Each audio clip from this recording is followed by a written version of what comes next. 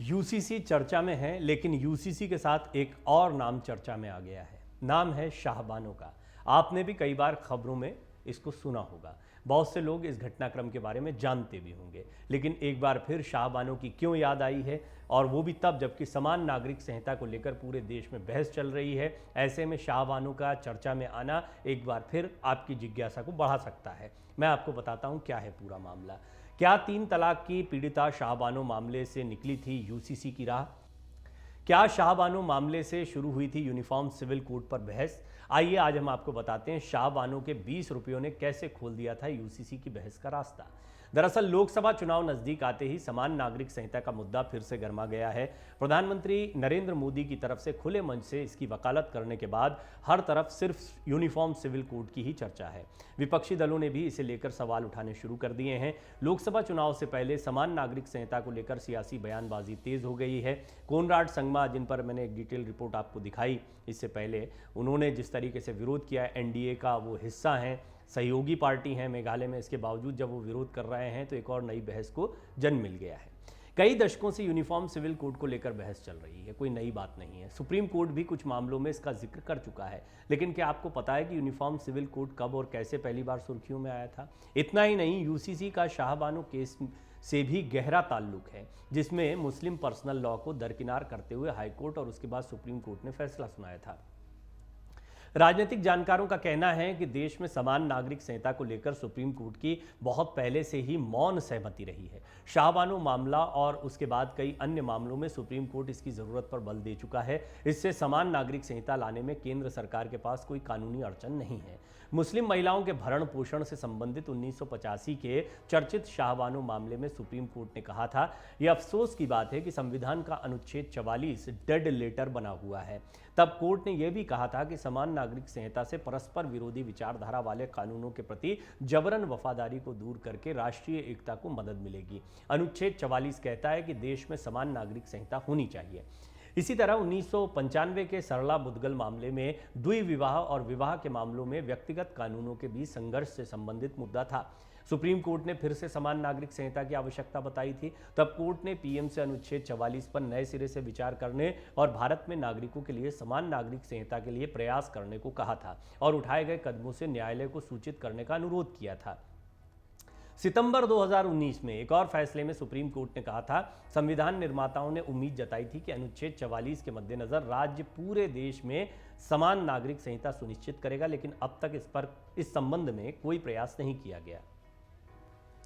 3 तलाक के बाद से बहस फिर शुरू हो गई थी। दरअसल कुछ साल पहले मोदी सरकार ने एक बड़ा फैसला लेते हुए 3 तलाक को खत्म कर दिया था। पीएम मोदी ने कहा था कि इससे मुस्लिम महिलाओं को सबसे बड़ी राहत देने का काम हुआ है। इसे यूनिफॉर्म सिविल कोड से जोड़कर देखा गया।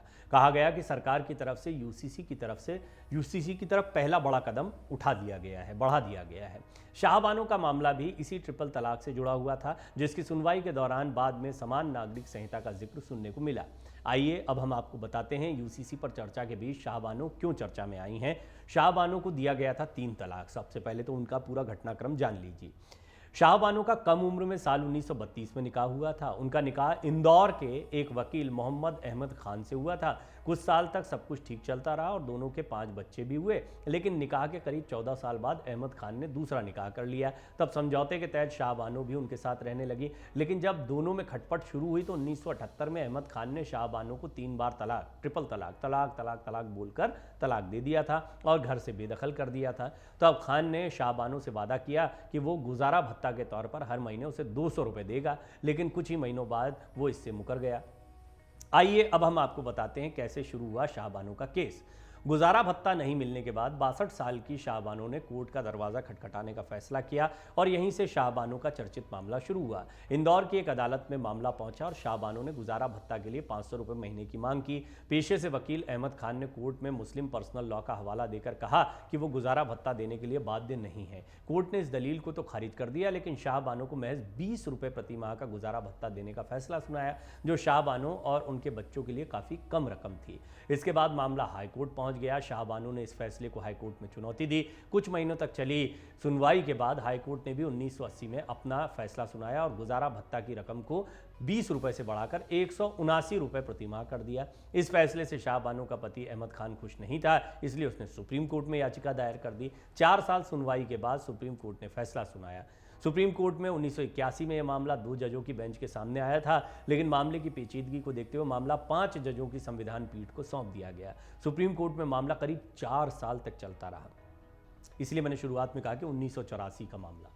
शाहबानो के पति ने यहां भी तर्क दिया था कि मुस्लिम पर्सनल लॉ के तहत उसने दूसरी शादी की है और पहली पत्नी को गुजारा भत्ता देना उसके लिए अनिवार्य नहीं। तो 1985 में 4 साल बाद सुप्रीम कोर्ट ने मध्य प्रदेश हाईकोर्ट के आदेश को सही करार देते हुए शाहबानो के पक्ष में फैसला सुनाया। इस दौरान सुप्रीम कोर्ट ने अहम टिप्पणी करते हुए यूनिफॉर्म सिविल कोड की जरूरत का जिक्र किया। सुप्रीम कोर्ट ने कहा कि देश में समान नागरिक संहिता की जरूरत महसूस होती है, जिस पर सरकार को विचार करना चाहिए। सुप्रीम कोर्ट ने कहा कि सीआरपीसी की धारा 125 हर धर्म और जाति के लोगों पर लागू होती है, जिसमें मुस्लिम भी शामिल हैं। यहां से मुस्लिम पर्सनल लॉ को लेकर बहस तेज हो गई और मुस्लिम पर्सनल लॉ बोर्ड भी मामले में कूद पड़ा। अब इसका राजनीतिक पहलू देखिए। राजीव गांधी सरकार ने इस फैसले को पलट दिया था। शाहबानो को कई सालों की कानूनी लड़ाई लड़ने के बाद सुप्रीम कोर्ट से बड़ी राहत मिली थी, लेकिन राजनीतिक तौर पर यह मामला इतना बड़ा हो चुका था कि कुछ ही वक्त पहले सत्ता में आए राजीव गांधी ने एक बड़ा और विवादित फैसला लेते हुए शाहबानो के फैसले को पलट दिया। राजीव गांधी सरकार मुस्लिम महिला अधिकार और तलाक संरक्षण विधेयक 1986 लेकर आई और इससे सुप्रीम कोर्ट का फैसला शून्य हो गया। इसके बाद विवाह के मामले में फिर से शरीयत कानून को लागू कर दिया गया। राजीव गांधी के इस फैसले को लेकर खूब विवाद हुआ और इसे खुद के पैरों पर कुल्हाड़ी मारने जैसा बताया गया। इस तरह शाहबानो का फैसला भारत के इतिहास में दर्ज हो गया। इस साल 29 मार्च को सुप्रीम कोर्ट ने यूसीसी को लागू करने की मांग करने वाली एक जनहित याचिका को खारिज भी कर दिया था। इसने 1994 में कही गई बात को दोहराया था। यूसीसी के अधिनियम के लिए इस अदालत का दरवाजा खटखटाना एक गलत मंच पर जाने के समान है। यह संसद के विशेषाधिकार क्षेत्र में आता है। समान नागरिक संहिता का अर्थ देश के सभी नागरिकों के लिए समान कानून है, जो धर्म पर आधारित नहीं है। व्यक्तिगत कानून जिनमें विवाह है, विरासत का मामला है और गोद लेने के उत्तराधिकार से जुड़े हुए कानून हैं, इस संहिता में शामिल किए जाने की संभावना है। अब यूसीसी एक बार फिर चर्चा में आया जब प्रधानमंत्री मोदी ने मध्य प्रदेश से ही ये शाहबानो के केस की इंदौर से शुरुआत हुई थी और वहीं पर जब वो कार्यकर्ताओं को संबोधित कर रहे थे तो उन्होंने एक बार फिर यूसीसी का जिक्र किया कि एक घर में 2 कानून कैसे चल सकते हैं। अब इसको लेकर बहस इसलिए गर्मा गई है क्योंकि ये कोई नया मुद्दा नहीं है। इस मुद्दे में सबसे पहले यही कहा जाता है कि शरिया कानून के तहत बहुत सी चीज़ें आती हैं जिसका मुस्लिम धर्म के मानने वाले लोग जो हैं वो पालन करते हैं और उनके हितों के खिलाफ ये चला जाएगा अगर यूसीसी आ जाएगा, तो ऐसा कहा जाता है। और कई मुस्लिम बुद्धिजीवी हैं जो इसको लेकर लड़ाई लड़ रहे हैं। कई लोग मानते भी हैं कि एक समान नागरिक संहिता होनी चाहिए। ख़ासतौर पर महिलाओं के लिए कई लोग संघर्ष करते दिखाई देते हैं और वो महिला अधिकारों की बात करते हैं कि हर कानून में महिला ही क्यों पिसती दिखाई देती है, इसलिए समान नागरिक संहिता पर गंभीरता से विचार किए जाने की ज़रूरत है। अच्छा, शाहबानो का मामला तो याद आया, मुस्लिम पर्सनल लॉ बोर्ड से तो इसको जोड़ा जा रहा है, लेकिन एक विवाद ये भी है कि यूसीसी के तहत बहुत सारे आदिवासी समुदाय या बहुत सारे ऐसे लोग भी हैं जिनकी अपनी परंपराएं हैं, शादी ब्याह के अपने तौर तरीके होते हैं, उत्तराधिकार के अपने तरीके होते हैं, ज़मीन जायदाद के अपने तरीके होते हैं सुलझाने के।